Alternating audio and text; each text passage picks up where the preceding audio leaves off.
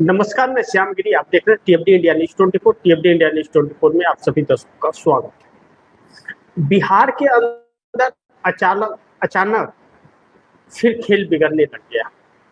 जिस सम्राट चौधरी को नीतीश कुमार ने सीएम बनाया था, और मैं कह रहा था कि एक तीर से दो निशाने साधे हैं नीतीश कुमार ने। और आज जो बैठक हुई नीतीश कुमार की, उस बैठक के भी बहुत मायने थे। आखिर नीतीश कुमार ने वह सारे पावर अपने पास क्यों लिया, सर्वसम्मति से बैठा करके, सबको बैठक करके, कि विधायक दल का नेता विधायक चुनना चाहिए, जो विधायक होंगे वह चुनेंगे विधायक दल का नेता। लेकिन नीतीश कुमार को सर्वसम्मति से यह पावर दिया गया। दूसरा कि नीतीश कुमार को यह भी पावर दिया गया कि नीतीश कुमार जो चाहे, जिस गठबंधन की रणनीति क्या होगी, और गठबंधन के साथ रहना है या नहीं रहना है तो किसके साथ, छोड़ना है तो किसको, वह सारे फैसले नीतीश कुमार करेंगे। आज की बैठक में तीन चीजें रही। पहला कि सर्वमान्य नेता निशांत कुमार को मान लिया गया, सभी सांसद और विधायक, प्रवक्ताओं और वरिष्ठ नेताओं द्वारा, कि सर्वमान्य, यानी कि सबने नेता मान लिया उनको, जेडीयू का। पहली चीज। दूसरा, सर्वमान्य नेता है तो उनकी बातों को भी मानना पड़ेगा, यानी कि जैसे नीतीश की बातें सुनी जा रही थी, निशांत की बातें सुनी जा रही थी, फैसले बहुत कुछ निशांत लेंगे। दूसरा पॉइंट से यह रहा कि नीतीश कुमार को यह अतिरिक्त पावर दिया गया कि विधायक दल के नेता नीतीश कुमार ही चुनेंगे। नीतीश कुमार जिसको कह देंगे कि यह विधायक दल का नेता है, वही नेता बन जाएगा, कोई भी उस पर आपत्ति व्यक्त नहीं करेगा। यह पूरा पावर दिया गया।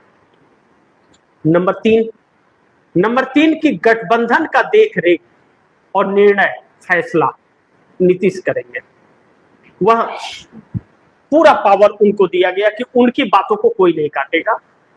किस गठबंधन के साथ रहना है, किसका साथ छोड़ देना है, गठबंधन की नीति क्या होगी, रहेगी तो शर्तें क्या होंगी, यह सब कुछ फैसला नीतीश स्वयं कर सकते हैं। किसी से इजाजत लेने की और पूछने की जरूरत नहीं। यह जो दो पावर नीतीश को दिए गए और एक निशांत कुमार को, इसके पीछे का कारण क्या है? कुछ तो निशांत कुमार को तो मान लिया, सर्वमान्य नेता मान लिया गया, अच्छी बात, नीतीश के बेटे हैं और उन्हीं को आगे पार्टी लेकर के जाना है, उन्हीं के नाम पर वोट मांगना है। नीतीश के बदले निशांत के नाम पर वोट मांगना है तो उनको मानना ही पड़ेगा, और कोई रास्ता नहीं है जेडीयू के पास। लेकिन उसके बाद जो चीजें हैं, सम्राट चौधरी का विरोध क्यों हो रहा है? आज भी विरोध हुआ सम्राट चौधरी का, मन से लोग छोड़ करके चले जा रहे हैं सम्राट चौधरी के। और दूसरी चीज कि नीतीश कुमार के साथ सम्राट चौधरी एक कार्यक्रम में गए थे, वहां भी सीएम बनने वाले थे, उनका नाम आ गया था कि सीएम बनेंगे। उसके पहले नीतीश कुमार जिंदाबाद के नारे लगे और सम्राट चौधरी गो बैक के नारे लगे, काले झंडे दिखाए गए। एक ही कार्यक्रम में नीतीश और सम्राट एक साथ गए, नीतीश का जिंदाबाद नारे है और सम्राट गो बैक के नारे। इसका मतलब क्या है? और अब उनके भरे मंच से लोग उतर करके चले जा रहे हैं। तो नीतीश कुमार ने जो एक तीर से दो निशाने साधे, कि एक तो सम्राट को बना करके नीतीश ने अपना भी निशाना साधा है कि सम्राट के पास इतनी क्षमता और दिमाग नहीं है कि वह नीतीश कुमार के पार्टी को तोड़ने की हिम्मत और जुर्रत दिखा पाए। पहली चीज, वह नीतीश के कृपा पर है, नीतीश की कृपा पर बने हैं तो नीतीश के खिलाफ नहीं जाएंगे, पहली चीज। और दूसरा, नीतीश के बाकी लोग जो वहां रहेंगे, जैसे गृह मंत्रालय या वित्त मंत्रालय पर, तो उस पर प्रेशर सम्राट का नहीं रहेगा, बल्कि सम्राट पर प्रेशर जेडीयू का रहेगा कि जेडीयू के नेता जो बोलेंगे सुनना पड़ेगा, क्योंकि नीतीश के रहमो करम पर। अब दूसरी चीज, दूसरा पहलू, दूसरा दांव जो नीतीश ने चला, सम्राट चौधरी को बना दिया। अब भारतीय जनता पार्टी के सीएम हो गए, भाजपा अपना ही तो सीएम बनाना चाहती थी और सम्राट चौधरी भाजपा में ही थे, सीएम भी बना दिया। और स्पीकर का और गृह मंत्रालय का पद छीन लिया, और 2 डिप्टी सीएम का जो पोस्ट था वो भी छीन लिया। क्या 2 डिप्टी सीएम का पोस्ट छीन लिया, किसी को नहीं दिया। यानी कि अगर एक जेडीयू का डिप्टी सीएम है तो एक चिराग पासवान का डिप्टी सीएम बन जाना चाहिए। लेकिन ऐसा भाजपा उस वक्त भी नहीं की जब नीतीश सीएम थे, तो तभी भी दोनों डिप्टी सीएम अपना ही बना करके रखी थी, विजय सिन्हा और सम्राट चौधरी को। अब जब भाजपा का बन गया तो जेडीयू दोनों डिप्टी सीएम का पोस्ट ले ली, तो चिराग पासवान के लिए स्पेस नहीं था, उसमें भी नहीं, इसमें भी नहीं। यानी कि चिराग पासवान के साथ खेल हो गया। कोई एक अगर विधायकों को मिल गया तो मिल गया, और नहीं तो गई भैंस पानी में। दूसरा चीज, अब भारतीय जनता पार्टी की पसंद भी नहीं है सम्राट चौधरी। इनका नाम पहले चला था लेकिन नाम फिर आउट हो गया। आरएसएस और भाजपा दोनों की पसंद नहीं है, लेकिन नीतीश की पसंद है।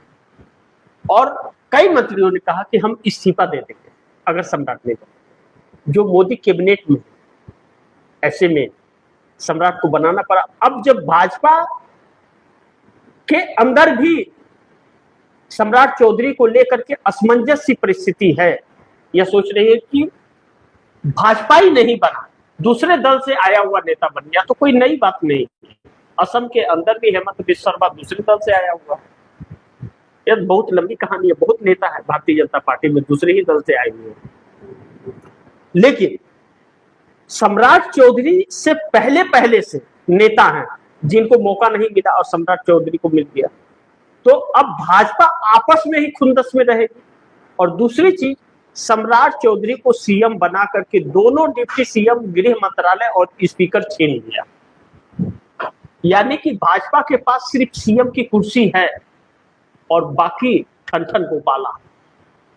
यानी कि नीतीश कुमार ने बड़ा दांव चल दिया है कि सीएम के कुर्सी के अलावा भाजपा के पास कोई ऐसा महत्वपूर्ण विभाग नहीं रहेगा। यानी कि पूरा कंट्रोल बिहार का अभी भी नीतीश कुमार के हाथ में।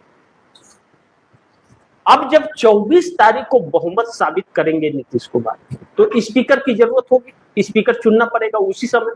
चाहे आप मंत्रिमंडल विस्तार कभी भी कीजिए, स्पीकर चुनना पड़ेगा।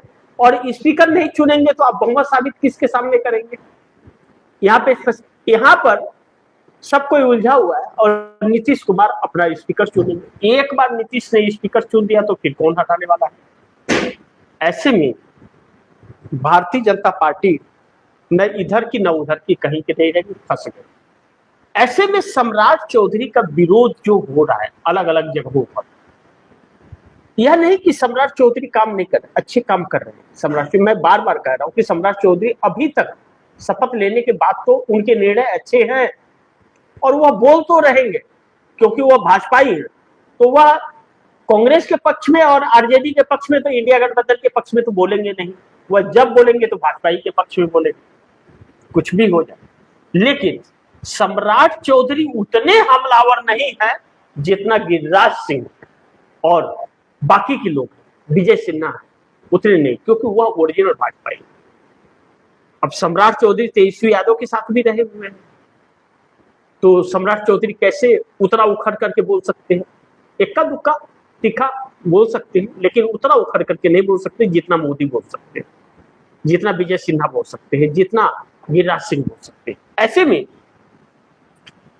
अब नीतीश, सम्राट चौधरी का जो विरोध को नीतीश करवा रहे हैं या भाजपा एक साजिश के तहत विरोध करवा रही है कि सम्राट चौधरी को कुर्सी से हटाने के लिए आसानी रहे। ऐसे में नीतीश को जो ताकत मिली है बैठक में, जेडीयू की बैठक में रातों रात जो पलट गए 85 एमएलए 12 सांसद, वह बड़ी महत्वपूर्ण है कि जो नाराज थे उनको भी साथ ला दिया गया। सम्राट चौधरी को लेकर के 70 विधायक, 68 विधायक बागी थे, दैनिक भास्कर ने रिपोर्ट लगाई थी। अब उन सबको समझा दिया गया है कि बिहार को अपने हाथ में रखना है। सीएम बन गया तो बनने दो ना, मैं हूं ना। और नीतीश कुमार निशांत के साथ बिहार दौरे पे भी निकल रहे हैं और अब पावर ले लिया है, जब चाहे तब सत्ता हिला देगी बिहार में भी और दिल्ली में भी। पर क्या पड़ता है? यानी कि नीतीश कुमार के सीएम कुर्सी छोड़ने के बाद में जेडीयू की बार्गेनिंग पावर पहले से ज्यादा बढ़ गई है, पहले से ज्यादा बार्गेनिंग पावर बढ़ गई है, और भारतीय जनता पार्टी का पहले से कम हो गई है बार्गेनिंग पावर सीएम की कुर्सी लेने से, यानी कि घाटे में भाजपा है। अब ऐसे में नीतीश पलटने की तैयारी में है क्या? 85 एमएलए 12 सांसद के साथ बैठक के बाद यह एक सवाल है कि आखिर यह पावर नीतीश कुमार ने अपने पास क्यों लिया? कुछ तो वजह होंगी, सोचे होंगे, क्योंकि भारतीय जनता पार्टी अपनी आदतों से बाज नहीं आती है, कभी भी ना आई है ना आएगी। अब नीतीश कुमार के पास सर्वसम्मति से जब यह पावर आ गया है तो नीतीश कुमार को बैठक बुलाने की और कुछ पूछने की जरूरत नहीं पड़ेगी। नीतीश कुमार एक बार बोल देंगे कि मैं समर्थन वापस ले रहा हूं, तो बिहार से लेकर के और दिल्ली तक सरकार दे जाएगी। और नीतीश कुमार अब पूरे फ्री माइंड हो गए, उनके पास कोई काम नहीं है सिवाय पार्टी के बारे में सोचने का। पहले बिहार के बारे में सोचना था, अब सिर्फ पार्टी के बारे में सोचना। तो राष्ट्रीय अध्यक्ष भी वही, गठबंधन जोड़ने और तोड़ने का भी पावर उन्हीं के पास, विधायक दल का नेता चुनने के लिए भी उन्हीं के पास, और सांसदों का लगाम और घटक दलों से बातचीत करने का भी पावर उन्हीं के पास। दिल्ली जाएंगे तब भाई, जब जब पार्लियामेंट सेशन आएगा तब तो जाना ही पड़ेगा राज्यसभा सांसद में, तो दिल्ली में रह के भी करामात करेंगे और पटना प्रदेश कार्यालय में भी बैठ करेंगे। अब फुल टाइम पार्टी और गठबंधन के बारे में सोचेंगे कि इस गठबंधन से क्या बार्गेनिंग करूं या समर्थन वापस ले। ऐसे में नरेंद्र मोदी ने घाटे का सौदा किया है नीतीश कुमार को सीएम की कुर्सी से हटाकर। और जो निशांत ने कहा कि हम समझौता नहीं करेंगे, वाकई अब कोई समझौता होगा नहीं, इसीलिए नीतीश को पावरफुल दिया गया। अब देखते हैं आगे क्या होता है। जो भी होगा खबरें आप दर्शकों तक लाते रहूंगा। आप दर्शकों की क्या राय है, क्या सुझाव, कमेंट बॉक्स में जरूर दीजिएगा। इस खबर को ज्यादा से ज्यादा शेयर कीजिएगा, अपने दोस्तों को भी कहिएगा आगे शेयर करें। और आपने टीएफडी इंडिया न्यूज़ 24 को सब्सक्राइब नहीं किया, सब्सक्राइब कर लीजिए, अपने दोस्तों को भी कहिएगा सब्सक्राइब करें। मिलते हैं अगली खबर के साथ, तब तक नमस्कार।